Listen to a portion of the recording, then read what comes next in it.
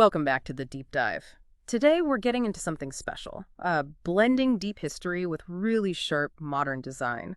We're looking at the new Hanhart 415 ES Panda and Reverse Panda chronographs. Our mission: to unpack what makes these tick, maybe find some surprises. Absolutely. And Hanhart, well, they've got such a rich history. Starting way back in 1882, they made their name with stopwatches, then those iconic Flieger pilot chronographs around the late 30s. Now they're known for taking those retro pilot styles and giving them, modern updates. That ES just means Edelstahl, steel, basically. Right, Edelstahl.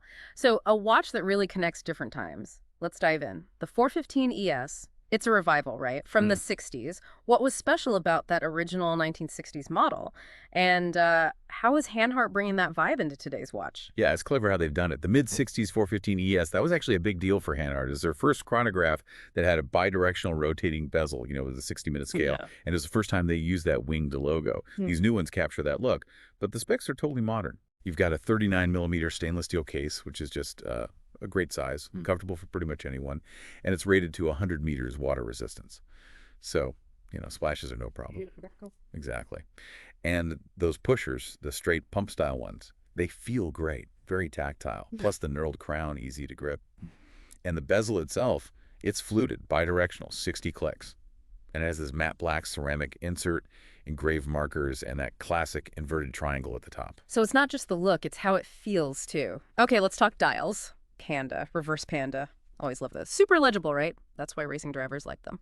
How do these new ones sharpen that up even more? They made a really smart move, actually. Some older 415 ES models had a tachometer scale, sometimes a red 100-unit scale too.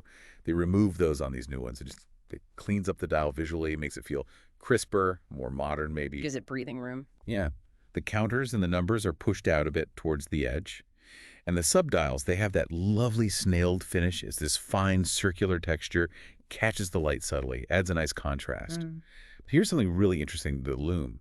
The subdials, the big Arabic numerals, the main hands, they all use green emission superluminova. Green! That's as interesting. Not the usual vintage cream color. Why green, do you think? Does it signal something maybe more forward-looking for Hanhart? But okay, looks aside for a moment. What's actually driving these watches? What's the movement inside? That's a good question on the lume color. It definitely feels like a deliberate choice, blending tradition with something fresh. Inside, they've gone with a Solida SW510. It's a manual winding movement. Very reliable. Manual wind, okay. Keeps that vintage connection.